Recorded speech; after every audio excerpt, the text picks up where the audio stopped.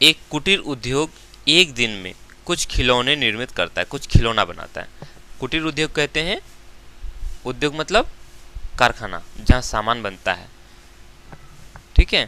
तो कुटीर उद्योग कहेंगे छोटे छोटे कारखाने, मतलब कुछ लोग जैसे घर पर ही कुछ सामान बनाते हैं, कोई साबुन बना करके बेचते हैं, है ना, कोई चूड़ियाँ बना करके बेचता है, कोई मिट्टी का बर्तन बना के बेचता है, ठीक है। तो इसको हम लोग कुटीर उद्योग बोलेंगे। छोटे छोटे घर पर या कुछ लोग मिल करके काम करते हैं, तो ये हो जाएगा कुटीर उद्योग, छोटे छोटे उद्योग।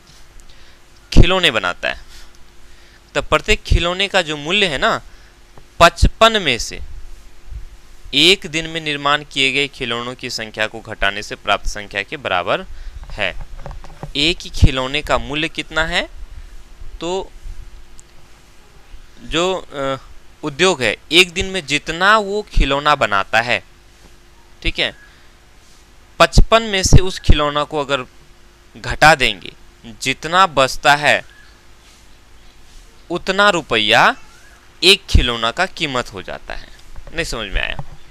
जैसे मान के चलते हैं, अगर वो लोग एक दिन में 50 ठो खिलौना बनाया, कितना ठो खिलौना बनाया? 50 ठो खिलौना। तो हम क्या करेंगे, 55 में से 50 को घटा देंगे, तो 55 में से 50 घटा देंगे तो बचा कितना? 5 बचा, यानी कि एक खिलौने का कीमत पड़ेगा 5 रुपया। समझ में आई बात? ठीक है। अगर मान के चलते हैं कि एक दिन में वो 30 ठो खिलौना बनाता है, क्या ठो खिलौना? 30 ठो खिलौना। तो उस स्थिति में क्या होगा, 55 में से हम 30 घटा देंगे तो कितना बचेगा? 25 बचेगा, यानी कि एक खिलौने का कीमत 25 रुपया हो गया उसका। समझ में आएगी बात? मेरे ख्याल से आ गया हो ना। तो कहता है किसी एक दिन कुल निर्माण लागत 750 रुपया थी, हम उस दिन निर्माण किए गए खिलौनों की संख्या ज्ञात करना चाहेंगे। एक दिन जितना भी खिलौना बनाया उसको उस बनाने में जो है ना 750 रुपया लगा। कितने रुपए लगा? 750 रुपये लगा, ठीक है। तो कहते हैं कि उस दिन कितने खिलौने बनाया ये हम जानना चाहेंगे। कितने खिलौने हैं हमें नहीं मालूम, तो मान लेते हैं खिलौनों की संख्या कितना है? x है। क्या लिखेंगे? हल लिखेंगे माना कि,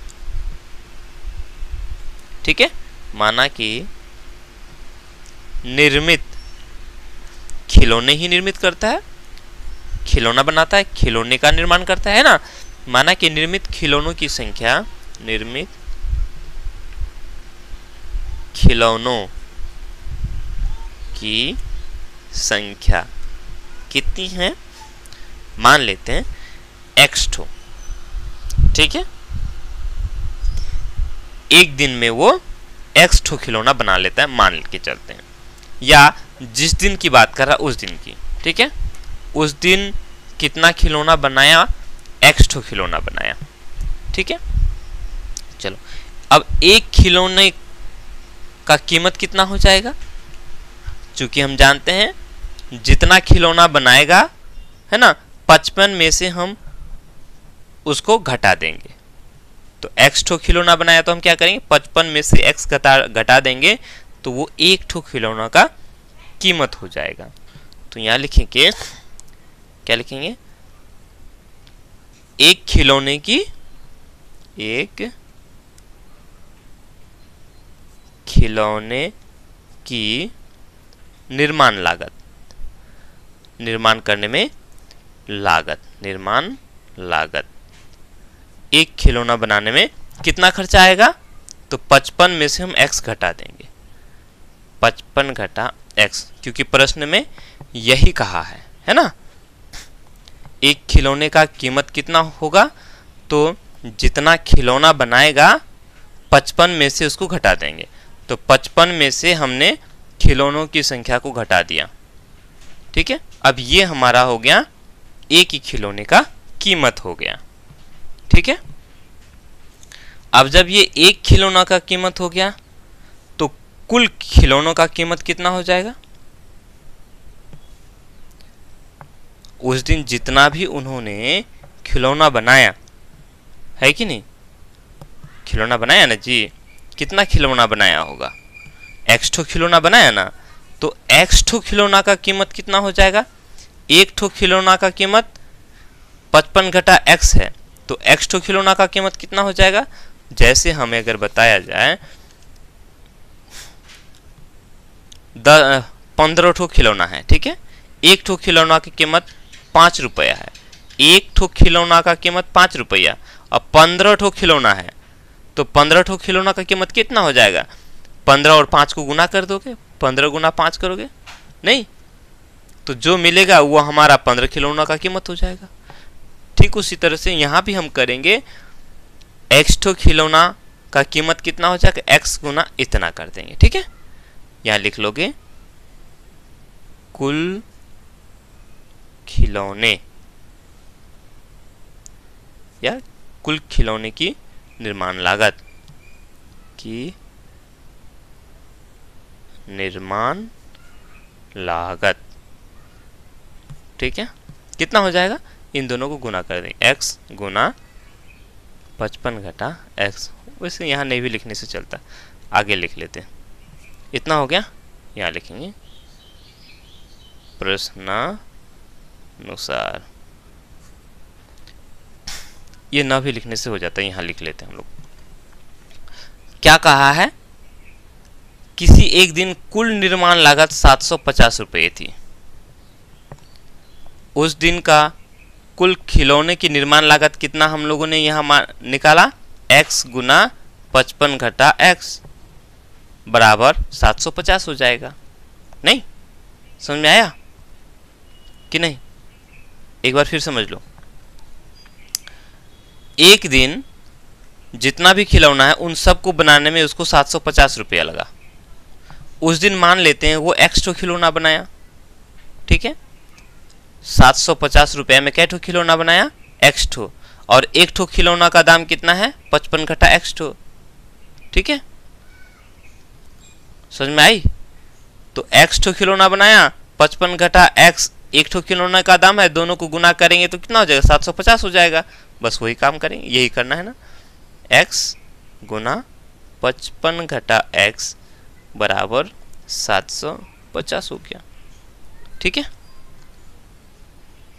x गुना 55 करेंगे, 55x, x गुना x करेंगे, x स्क्वायर बराबर 750 हो जाएगा, 750 को इस पार लेके आ जाएंगे, देखो एक तरफ से कर देते हैं, x स्क्वायर को एक तरफ करते हैं, 55x को इधर कर लेते हैं, ठीक है, अच्छा लगेगा देखने में, और 750 को भी इधर लेके आ जाते हैं, 750 जोड़ में है, इधर आके घटा में हो जाएगा, बराबर 0 हो जाएगा, क्योंकि 750 को इधर लेके आ गया।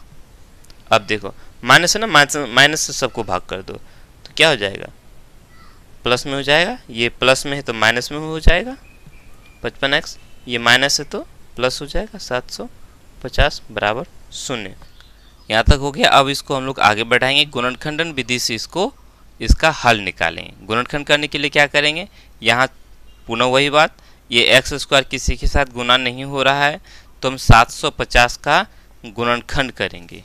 ऐसा गुणनखंड, यहाँ जोड़ है तो जोड़ करके 55 आना चाहिए और गुना करके 50 आना चाहिए, है ना। तो गुणनखंड में हम क्या कैसे करेंगे, ऐसे पुनः वही बात, चूंकि ये 750 बड़ी संख्या है तो इसको हम लोग इस तरह से गुणनखंड करेंगे, टुकड़ा करेंगे। 2 से करो, 3 दूनी 6 हो जाएगा, 1 बच जाएगा, 1 पर 5 15 हो जाएगा, 7 दूनी 14 है कि नहीं, 1 बच गया, 1 पर 0 10, 5 दूनी 10, 2 से नहीं चलेगा, 3 से कट जाएगा, 3 का 3, 3 दूनी 6 हो जाएगा, बच गया 1, 1 पर 5 15 हो गया, 3 5 15, 125। चलो आगे और चलाना है, 5 से कटेगा, 5 दूनी 10 और 5 5 है 25, ठीक है। अब देखो तो द्वितीया 6 और 6 5 है 30, 30 और 25, हाँ हो तो गया, 30 और 25 को जोड़ेंगे तो क्या हो जाएगा, 55 हो जाएगा, -55 है ना, हो जाएगा। और -30 और -25 को अगर हम गुना करेंगे तो ये 750 हो जाएगा, माइनस गुना माइनस प्लस हो जाएगा, है ना। चलो यानी 30 और 25 को लेना है। तो एक्स स्क्वायर, आप चाहे पहले 30 को लो या पहले 25 को लो, किसी को भी लो, कोई दिक्कत नहीं है।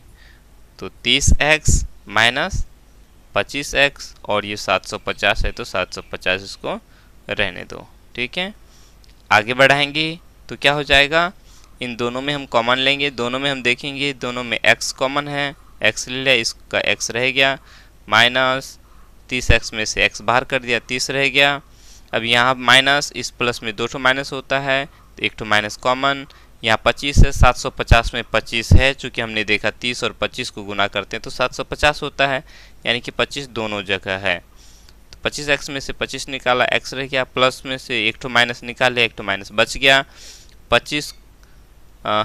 750 में से 25 निकाल लिया तो बचा क्या, यहाँ 30 बच गया है ना, बराबर 0।